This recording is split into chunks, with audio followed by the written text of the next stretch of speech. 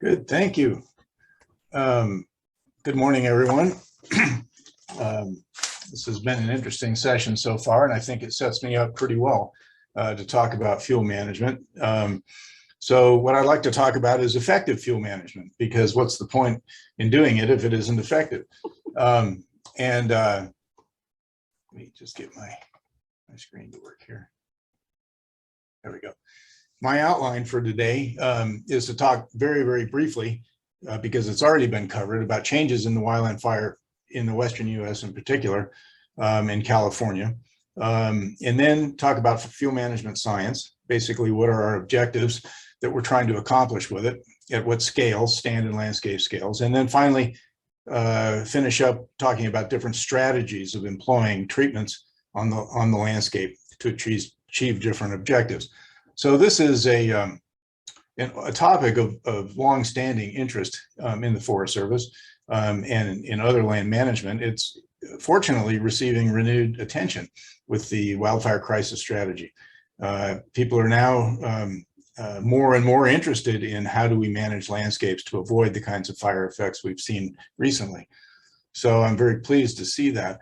Let me introduce this by talking about the modern fire regime. It's certainly an inadvertent consequence of our management, as well as climate change and human population changes. But basically what we do is we extinguish mild and moderate fires in all vegetation zones, removing about 98% of all the fires that occur, whether human caused or whether they're naturally caused. And basically what this does is stores fuel for the worst case weather conditions when suppression inevitably fails. 2% of the fires burn about 95% of the area under the worst case conditions. Always these conditions are dry, windy, and exhibit spotting, because otherwise we would suppress the fires. And we can't suppress these under the extreme conditions, and so they're left to roam the landscape. And they produce large patches of high severity, as Gavin had just mentioned. And this is a very different fire regime than what occurred prior to the 20th century in the West. So how do we know this? Well, I'm getting ahead of myself here just a second. Well, the changes in fire regime and fire frequency can be mapped here for the continental United States, basically looking at it as the ratio of the modern burning rates to the historical burning rates. Everywhere in the cool colors, the blues and the greens, we're burning a lot less, 5 to 10 times less than historically used to burn. Everywhere in the warm colors, the yellows and the oranges, we're burning about 5 to 10 times more than we used to burn. And you'll notice that those areas are concentrated in the Great Basin because of invasive grasses. We also have human population impacts down in Southern California too. But so how do we know about the changes in fire frequency and fire regime? Well, the evidence for that comes from many different sources. One is from fire and forest history studies, basically fire scars and forest structure. One example, one particularly stark example here is the fire frequency on the right-hand side for giant sequoia forests. That fire history studies showed definitively that fires occurred on 3 to 5 year intervals for the entire 2,000 years prior to the 20th century.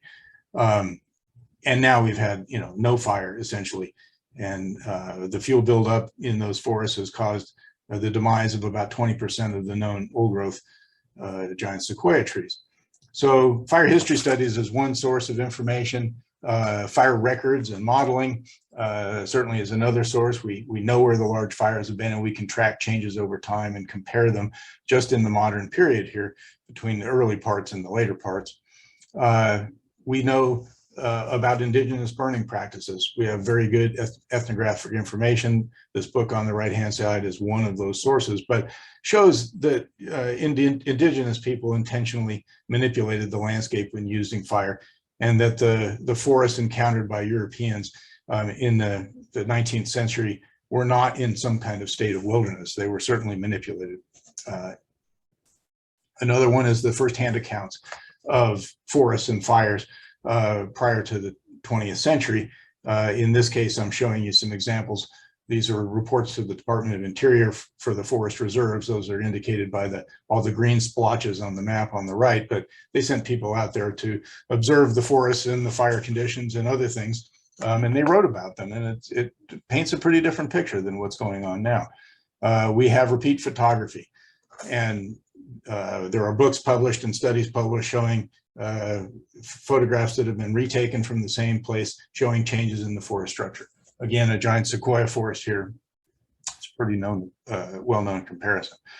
So the changes in fire management that occurred over the past century or a little more largely arose from the intention to employ professional management of our landscapes.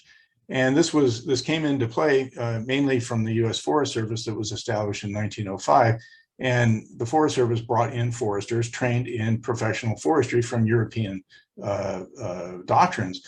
And really, those doctrines were developed for plantations in wetter parts of Europe, not the Mediterranean part of Europe, where fire was certainly to be excluded from a forest protection standpoint. And so this professional management brought in or imported ideas about management and replaced the Indian burning and settlement era fires, suppressed natural fires. The objective was to grow timber. Wasn't necessarily ecology based, wasn't really designed for managing fire dependent ecosystems. And suppression or fire control became the dominant paradigm after 1910, being codified in the 10 a.m. policy in 1935. So this was all about fire control. It was not about fire management. So let's now, after establishing how the fire regimes have changed in the Western U.S., which I think most people have a pretty good feel of, let's talk about fuel management science in terms of the objectives we have for fire management, as well as how those apply at different scales. There's been a great deal of research done over the past century or so on the effectiveness of different kinds of forest and fuel treatments. It's impossible to summarize all of them here. Here's just a few of them, but they can be summarized. I'll do my best to do that. Recently, there was a very nice summary of these things, a synthesis of the knowledge about fuel management in the context of adapting Western North American forests to climate change. And this paper was led by Susan Pritchard, but many different people contributed to it. And it deals very directly with some simple questions. Are the effects of fire exclusion overstated? Well, no, they're not. Is forest thinning alone sufficient to mitigate fuel hazard? Well, generally not. And so you can read this paper. I'm not going to synthesize everything that they wrote here, but very direct consideration of important topics. So what are our objectives for wildland fuel management? Well, the first one is to change fire behavior in the wildlands, reduce the spread and intensity of fires. All right, if we can't do this, then there's really no point in pursuing fuel management, right? The intention is not to eliminate fire. We've proven that every year that it's impossible to do. So the point is here that we're managing the fuels to change the behavior to make it more compatible with our objectives rather than to eliminate fire. The other objective is to change fire effects. When we do have fires there, either our own or wildfires, that we reduce their severity, increase the resilience of the ecosystems to those kinds of fires. And this is applicable to all scales: stands, landscapes, watersheds, etc. Right? So our objectives are to change fire behavior and change fire effects. And at a landscape scale, it's to reduce large fire growth. Most of our problems comes from these very large fires with large patches of high severity that are immune to suppression effects. Right? It's to reduce the fire growth across large landscapes. Once again, not to stop fires, because we've demonstrated we do not have the power to do that. And treatments do not stop fires. They basically just change the behavior.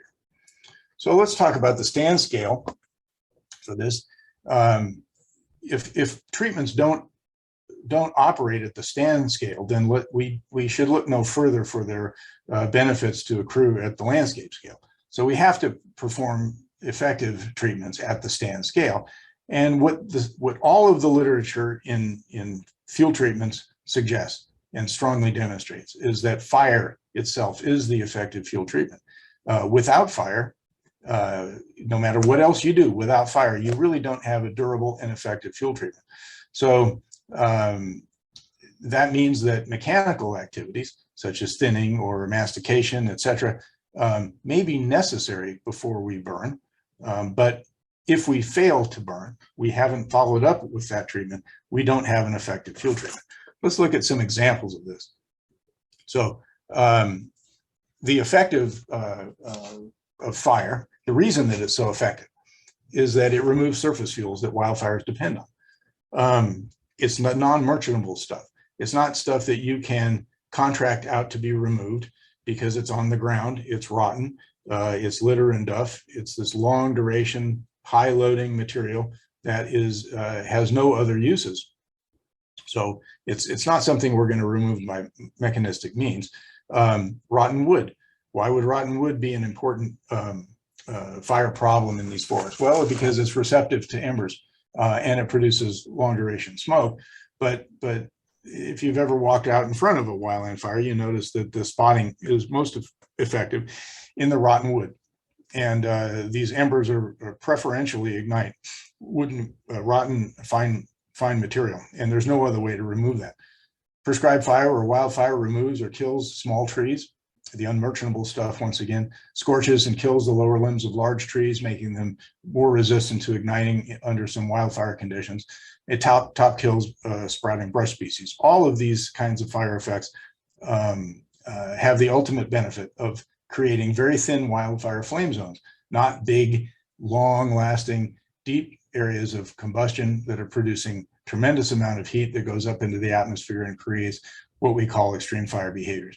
So the ultimate benefit of prescribed burning is to keep the flame zones thin and short duration. Let me just show you some examples. This is from the Hayman fire in 2002. If you look on the ground there, there's nothing but litter on the ground. There's literally no large or woody material there. It's just litter. These are very low productivity ponderosa pine sites on the Front Range of Colorado, but these firefighters were protecting that structure there on the left. But watch what happened as the fire came over the hill. What we see is it's torching trees out, it's spotting, very, very deep flame zone. And even though that's just ponderosa pine litter there, basically the entire stand was incinerated just from the deep flame zone and from duff and litter. So even though duff and litter does not appear to be a very hazardous fuel, right? It's underfoot. It tends to constitute the largest pool of fuels in terms of loading and the most continuous across most of our forest stands. So what happens if we only do harvesting operations? Well, there's lots of evidence that that harvesting, even on a very, very large scale, has almost no effect on the movement of large fires. This is the Chippy Creek fire here in Montana in 2003, I believe, and or 2007. And this fire burned through a patchwork of cutover lands on Forest Service and industrial lands and just kept on going. It made really no difference that 50% of the landscape was in a so-called treated condition. It was in a harvested condition. We see other evidence of this. This is from the Rice Ridge fire here in Montana that burned through checkerboard units. So every other square mile owned by either the Forest Service or private industry. And you can see the cut units there where the forest has been removed through clear felling, and the fire paid no attention to half the landscape being removed. This is from the North Complex in Northern California, but we see similar things all over the Sierra Nevada as the fire burns through industrial lands. And basically a tremendous fraction of the landscape is in some kind of cutover condition. And yet these fires pay no attention to that. The Dixie fire, the North Complex, the King fire, and we can go on and on about that. So cutting alone is not changing fire behavior or fire effects on these landscapes. Here's another example from Montana. The landscape you're seeing underneath here is a 2004 landscape.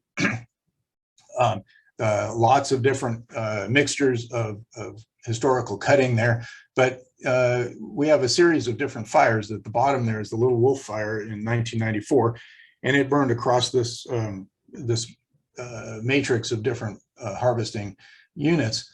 And the second fire was the Elk Mountain fire at the very top, and it burned, it was a fairly small fire independently, But then the Brush Creek fire in 2007 burned in between those and burned across a tremendous amount of harvested land. The only places that it held up and showed any modification was when it bumped into these two other fires.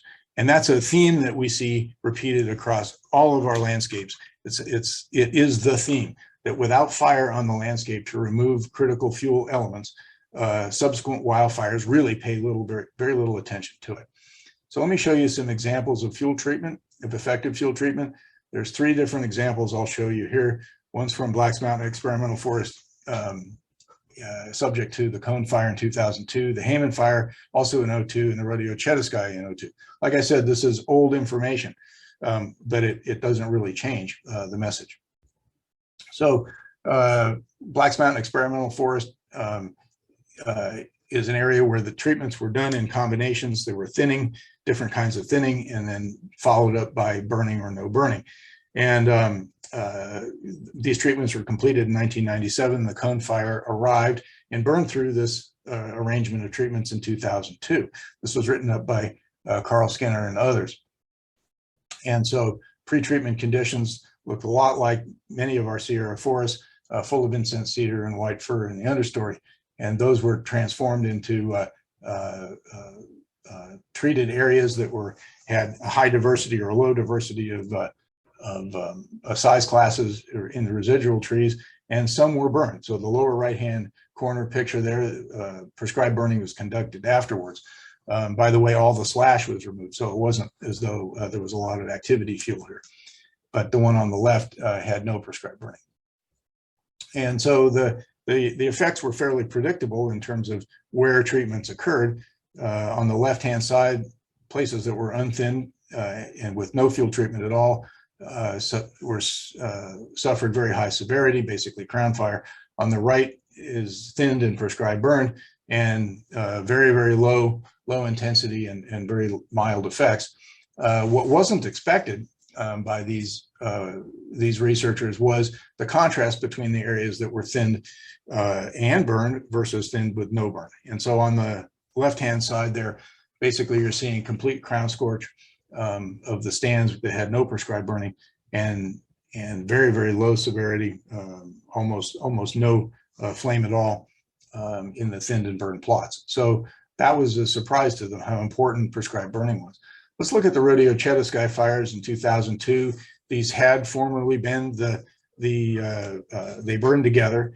They formerly were the largest fires in Arizona history, and but that's now been eclipsed by the Wallow Fire.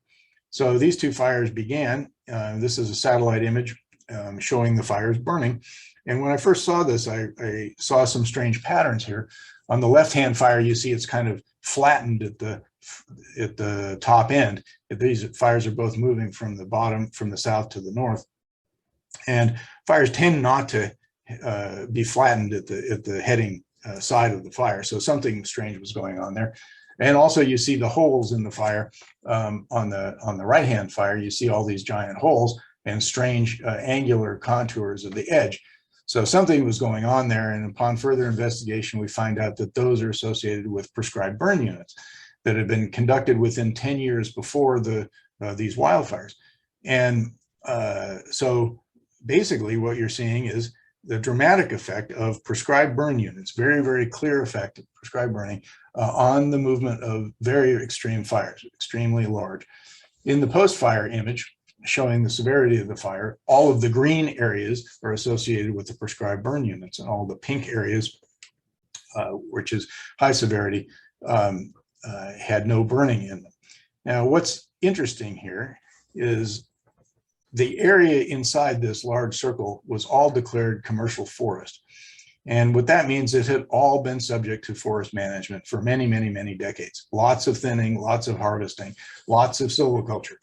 But only the areas that had prescribed burning actually changed the behavior and the movement of the Rodeo Chetaskai fire. So once again, it reiterates that without fire, without prescribed burning, we don't have an effective and durable fuel treatment. Even though we have something that may look nice, it doesn't perform. So here's just a contrasting photo. On the left is area that had been prescribed burn and burned by the Rodeo Chetaskai fire. on the right-hand side, obviously, severely burned by the rodeo shadow sky fires without prescribed burning. So the last example here is the Polhamus prescribed burn for the that was encountered by the Hayman fire. The Hayman fire was the largest fire in Colorado history up until 2020. And the only place that it actually moderated its behavior was where it encountered different prescribed burn units, even though there had been a fair amount of harvesting there. The Polhamus burn was about 8,000 acres, probably one of the largest prescribed fires ever conducted in Colorado. And it certainly changed the behavior of the Hayman fire. You can see the contrast there. So let's switch scales here. Let's talk not about the stand scale, but more of the landscape scale. And we have a number of questions that arise here. How do we use individual treatment units, because that's the scale at which we're going to conduct them? How do we use those to change landscape scale fire behavior, the movement of fires or their severity patterns? What pattern do we have to use? How much of the landscape do we have to treat? Those are important questions. Do we have to treat the entire landscape? So the example here is the Cameron Peak wildfire from 2020, right? That's now the largest fire in Colorado history, 209,000 acres. These slides come from Monty Williams on the Arapahoe Roosevelt National Forest, but the fire in red there began to the west and then moved east, as they are wont to do there. And it encountered a number of different treatment units that were intentionally placed to obstruct the movement of large fires moving from west to east. The treatment units are in blue, and we see some other wildfires there, in particular the High Park wildfire. And the final fire growth pattern shows what happened. The fire encountered these prescribed burn units, and it greatly slowed them down. There were not enough of them in positions that obstructed the movement, and so the fire kind of leaked through. You can see that that long appendage there on the lower part, but it bent right around the High Park wildfire from 10 years before. So that's pretty interesting that you can see the effect of these treatments on the movement of large fires. Even though there've been lots of other harvesting and other kinds of thinning activities there, the main effects on the behavior and the movement of the Cameron Peak fire was because of previous fires, prescribed or otherwise. So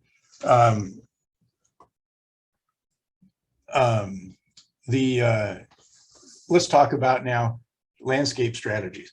So if we want to achieve landscape level benefits in aggregate for our individual treatment units, we have a couple of different choices. And all of these are fuel treatments, but they all involve different objectives.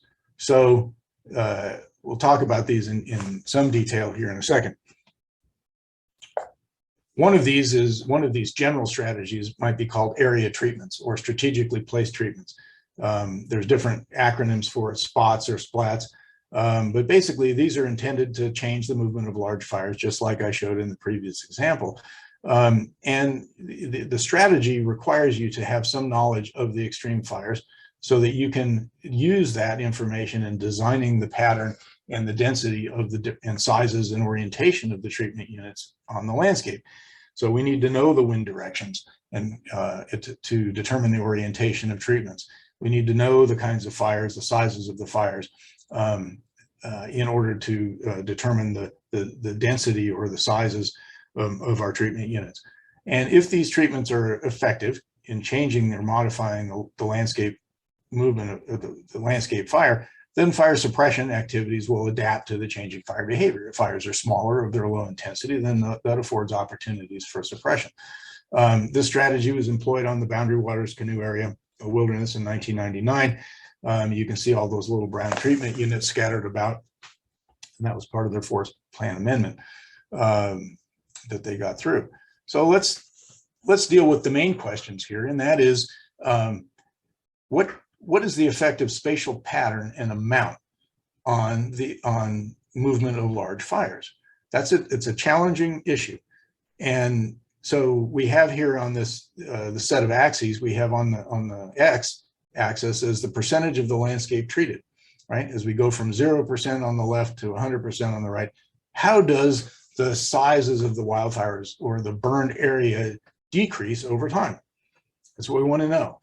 And so there's different trends that you could draw across that. And unfortunately, we do not have empirical data from trials on landscapes to fill in this graph. So we have to use modeling in order to inform our graph as to how fires would change. And so what we do is we pick some very, very simple patterns to illustrate some of the important properties of those patterns. So in the upper left-hand corner is a raw landscape with no treatments on it, basically just a lot of fast-burning fuel. On the right-hand side is 20% of the area has been converted into a slower burning type in parallel strips. Very unrealistic, but at the same time, it helps illustrate important properties of these patterns. On the lower left is just a random assortment of treatments constituting also 20% of the landscape. And on the lower right is what we might call a strategic pattern that overlaps in the heading fire direction, also 20%. So if we simulate a simple fire on each of these landscapes, we can get some concept of how fires change relative to the untreated condition. So we have a large fire in the upper left. In the parallel, it's very efficient, but it's impractical. We'd have to own all the land. We'd have to have continuous treatments just in one direction, but it greatly reduces the size of that fire. The random arrangement doesn't reduce the fire very much at all. The fire is just going around all those different treatment units, right? And the strategic pattern is somewhere in between. So the way we would graph that out is like this. Let's look at our random pattern first. It forms a line that looks like that red line there. You'll notice that I have the 20% point on the x-axis where that arrow is, showing that very, very little change occurs in wildfire sizes or area burned as a result of treating 20% randomly, because the fire just goes around those treatments. It's like driving down the highway and there's very few other cars on the road. Even if they're going slower than you, you can just go into the passing lane and go around them. So until the highway gets clogged with a lot of traffic, there's really very little impact of slower traffic in front of you. Okay, so random is very practical. It's easy to throw darts at the map and to pick out treatment units for other reasons, but it's very inefficient. You have to treat a lot of land. You have to treat 50% of the landscape before you start to get real significant reductions in large fires. So let's look at the alternative, or one alternative, and that is these parallel strips, right? Say we know which way the fire was moving. Fires were always moving, and there was only one direction of them. And we owned all the land and we could do this. This might be the most efficient. It's very, very efficient, but it's very impractical. And the reason it's efficient is that every single treatment unit gets encountered by the fire. The fire cannot go around them. And so you see for 20% of the landscape treated, we get a great reduction in the area burned, okay, because it has to encounter those treatments. Now, so we have our decision space here is bounded by random, which is practical but inefficient, and in parallel strips, which is impractical but efficient. Something in between we might call strategic, okay, and that is where we are treating intentionally areas that overlap in the heading direction, separating the treatment unit so that the fire is kind of bouncing around inside there. And that forms this blue region. There's actually lots of different strategic arrangements that satisfy that requirement. So there isn't just one that we're looking for. This kind of idealized pattern was tested out in the deserts of in cheatgrass in Utah about 20 years ago, where these patterns were put in, and then at different densities and orientations, and then fires were lit to observe their pattern. And basically, they function very much like the theory suggests. All right, let's talk about fuel breaks. And then we'll conclude. But fuel breaks is a different implementation of a fuel treatment. So all fuel breaks are fuel treatments, but not all fuel breaks or fuel treatments are fuel breaks. That makes sense, right? Fuel breaks are linear features on the landscape that are intended with the objective to reinforce existing defensible positions. Suppression is needed to produce benefits. So if suppression doesn't work and the fire doesn't stop, or is not stopped at the fuel break, then you do not get a reduction in fire sizes. These are often proposed near developments, right, near communities, which makes some sense because it helps with defensibility of the community. But since treatments do not stop fires by themselves, we often see fuel breaks that are black on both sides. And so if and this is where it's important to understand, if our intention is to stop fires and to change fire sizes with fuel breaks, we're likely to fail. This is one example from the Tyee fire in Washington State. It's black on both sides. Even though the treatment performed very well inside, it didn't stop the fire. So yes, the treatment performed, but the objective was not met. Maintenance is also very challenging for these things because they're long linear features, a lot of surface area or a lot of perimeter to area ratio. So here's some examples. This is from Mesa Verde National Park around the headquarters area. You can see the treated areas all around the area. They performed very, very well in terms of reducing fire intensity and severity, allowing defensibility of those structures, but it's black on all sides. So if the intention was to stop fires from moving across this landscape, that would constitute a failure. But if the intention was to make it defensible inside these areas, then that would constitute success. So it's all about the objectives, right? What are our objectives for doing these treatments? This is the well fire in Colorado, 2004. Fuel breaks out in Pinyon Juniper did not stop the fire.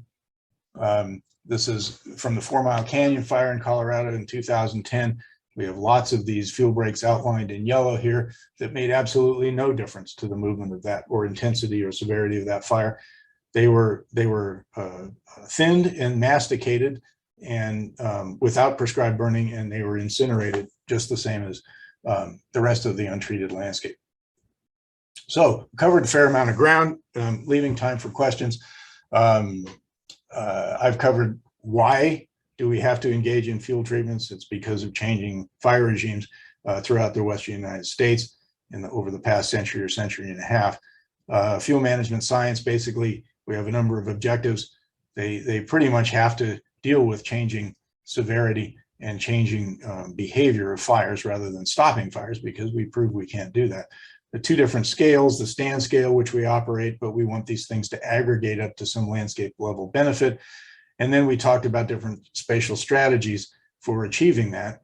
I contrasted area treatments designed to modify fire behavior independent of suppression success, and then with fuel breaks that are designed to facilitate suppression or some kind of protection objective. Okay, I'll be happy to answer any questions. Excellent. Thank you so much, Mark. That was really, really interesting. I have no doubt that many of our members have questions for you.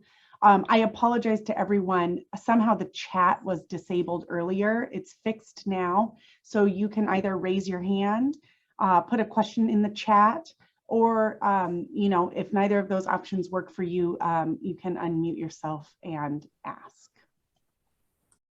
And I'll open the floor.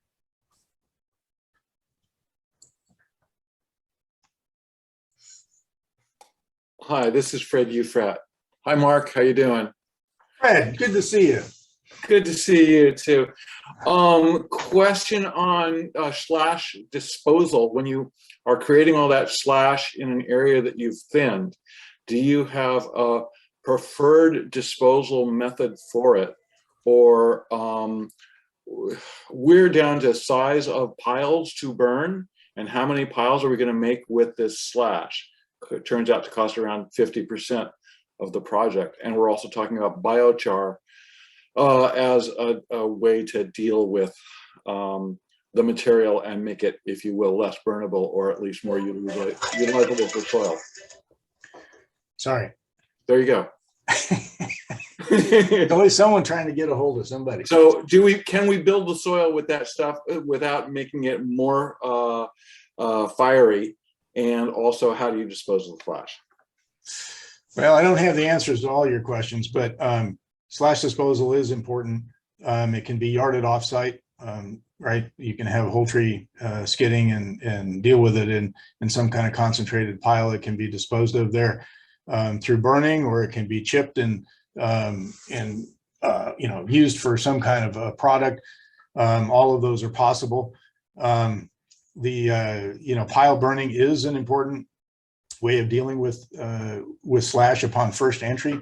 There's nothing wrong with it, but that's not the same as broadcast burning. So we can't get confused with with burning stuff out there in piles with the need for follow-up broadcast burning to consume the pre-existing fuels and service fuels. And just a point on maintenance, that mostly we're talking here, and your question is about, say, a first entry, right? You're trying to come in there, change the forest structure so that then we can use fire and maintain it. And so fire is the essential way that you're going to maintain these forests, these fire dependent forests. You can't keep thinning after when there's no more stuff to be thinned. So, I know there's some work done on, I'm not sure what but trying to incorporate the biomass into the soil, right? Trying to grind it into the soil. I'm not sure on the effectiveness of that with respect to fire hazard or fuel hazard. I don't know. I've just never seen it studied. But many of the cases of chipping or mastication, those are effective at transforming that small material into something that can be burned later. But we often see hesitancy to actually burn in there. And if we don't burn, we end up with maybe a worse fuel problem than we had before. So we've got to get the post mechanical treatments accomplished through fire, however that is. Not sure if I answered all your questions, Fred, but. Well, I think we're trying to combine small piles with broadcast burning at the same time for efficiency's sake, and that's a Sonoma open space. Anyway, thank you very much for the presentation. It was brilliant. You betcha. All right, we'll move over to Carol Rice next, who had her hand raised, and then we'll go to Ron in the chat, and then Keith. Good morning, Mark. How are you? Hey, good to see you, Carol. It's been a long time. Good. Right back to you. I live in and work in the world of fragmented land ownerships. Yeah. So I don't have the luxury of having one single landowner. And so our decision place is more like the random than strategic. So I'd like to ask you about the pods, and it seems as though by linking up a variety of things, you can create those set of strategic fabrics. And I'm lucky enough to also work in an area where there are a lot of vineyards, and the vineyards tend to be like those pods already. But in the history of the last couple of years, those vineyards have made no difference whatsoever in the actual growth of the fire. And I'm trying to figure out how that fits into your really good presentation and how that works. If you would answer those two things, I'd be grateful. Well, I think the strategic treatments in fragmented landscapes fits very nicely with pods. The potential operational delineations. I don't think that these things are incompatible whatsoever. The fragmented landscape is a major challenge. I mean, it's a challenge everywhere, and it's even more challenging to get multiple landowners to agree on a common strategy than it is to actually implement the strategy, I think. But because you have to communicate how everybody has a piece in the puzzle, right? Everybody owns a share of the problem and the solution, and only if there's coordinated effort, no matter how it's coordinated, can you really achieve the larger scale effects that we're trying to get, right? So I think that certainly working within the pods framework and that planning approach is the way to go right now, and all of this stuff can absolutely fit in there. One caution is that sometimes these pods are fairly large, and they're too large to be considered individual treatment units, and so we're going to have to either think at a finer scale or think among multiple pods too. It just depends on where they're how they're laid out. But we've seen, obviously, in California and elsewhere, fires that exceed our expectations for how big fires can get, our old expectations. And so fires are traversing landscapes and townships and counties like we never would have imagined. And so we're going to have to think large. Unless we do think large, we're not likely to get in front of this problem. It's going to drive us, and these places are going to burn before we're able to effectuate any kind of management. So to your second question on vineyards, I'm not familiar with actually how vineyards are managed and whether the surface vegetation is cleared or sprayed or whatever. I don't know. It probably varies, right? But does that have any kind of influence on the effects that you're seeing? We've actually found that it burns through them if they do have a cover crop, but otherwise they just go right around it. Goes around it. Yeah, real quickly. So it doesn't tend to slow down the pace or the location of the fire. Yeah, I think that's probably right. If these vineyards are not arranged in any kind of overlapping way with respect to the movement of the fire, that yeah, you'd see them go right around. And so one of the things that we've learned from this area treatment strategy is that you can build off of areas like a vineyard or like lakes or other kinds of obstacles on the landscape, and you basically just your treatment units are designed to extend those in a certain direction or a certain size, so that then you're aggregating, you're playing off of those. The Boundary Waters Canoe area is one example where they filled in the area between lakes in order so there was continuity of a treatment. A lake's not really a treatment, but it's but you see what I'm saying. So on a landscape filled with vineyards and valleys and other kinds of agricultural areas, one of the things I would look for is how would you extend the influence of these vineyards or other features on the landscape so that you have a larger imprint on potential fires. That was the way I would look at it. Thank you. And so that goes back towards your comment about having to work all together, because as you can imagine, the only places that don't have vineyards on it are those protected wildlife corridors and regulated by the county and the state. So yep, need those in there too. Yeah, and if they're but protected from agriculture maybe, but not protected from fire, right? So we would want to employ all of our capability in protecting those really from the kinds of fires that we're seeing. And so, prescribed burning, I've been out on prescribed burns with you before, many years ago, right? And we can do that very successfully in a lot of these protected areas. So that's one way to go about expanding the influence of existing features on the landscape, such as vineyards, I would say. Thank you. Yeah, thanks, Carol. Thanks, Mark. I think we have time for probably one or two more questions here, if that's okay with you. So we're going to move over to Ron in the chat. Ron asks in the chat, is there a minimal width to a fuel break? And I guess, Ron, do you want to expand on that at all, or?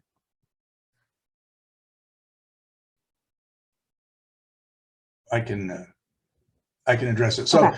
One of the factors in determining the width of any of these fuel treatments is the amount of spotting that we would expect, right? So if fuel treatments are very, very narrow or thin, then spotting is going to breach that a lot more frequently and a lot more predictably.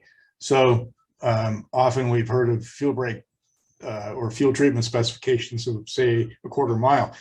Quarter mile is not very wide under the extreme fire conditions that we're seeing. Spotting easily goes beyond that. So unfortunately, we're talking about considerably larger treatment units, considerably thicker, if we want to minimize the susceptibility being breached by spotting. And I think another factor is in, without going into too much detail here, but another factor is what is the contrast between the fuels inside the treatment and outside the treatment. So if the treatment is a very low impact treatment, you need a much larger treatment area than if it's an intensive or recently burned area, recently treated area, right? And the reason is that as treatments age, or say if a less impacting treatment prescription is used, then the fire will spread faster through that treatment area than it would and get out the other side or go over it or around it than it would if it's greatly reduce the fire behavior or greatly reduce the fuels. So all of these factors come into play. I hope I'm answering your question.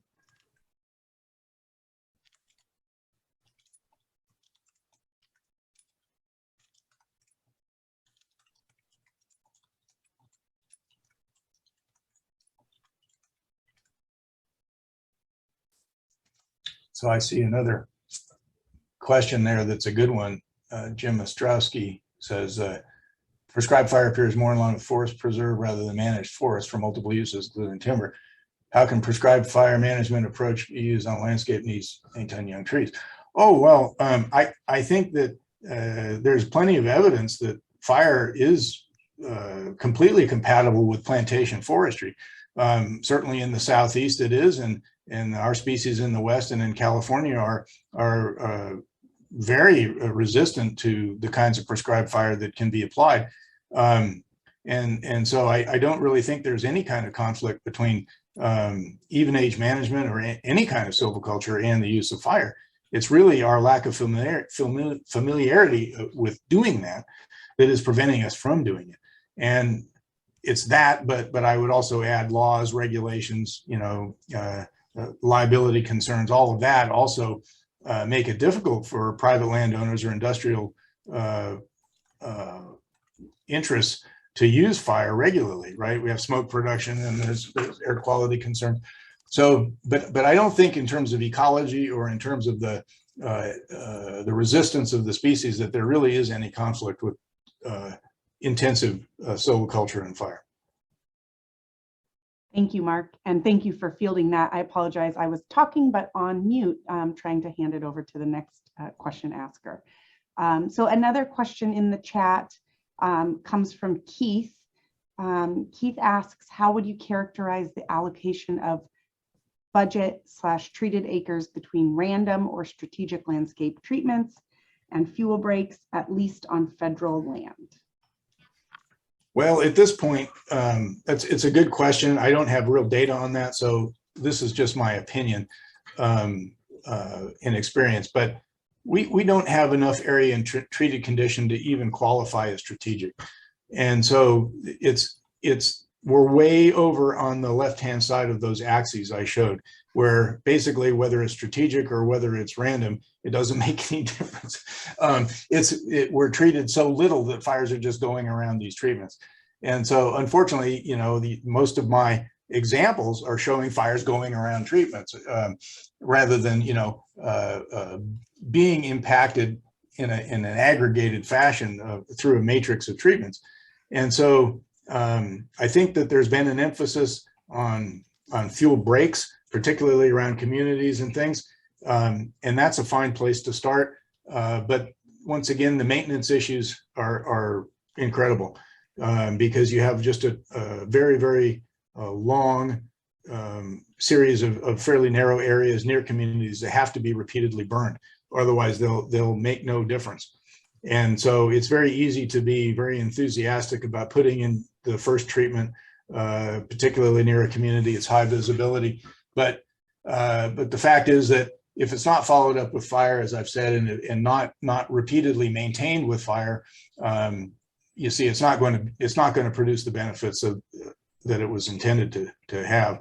And so we really haven't seen a lot of examples where fires have challenged these kinds of things yet. But I would suspect that after about a decade, or even less in some of these cases, without follow-up prescribed burning, they're not going to make much difference.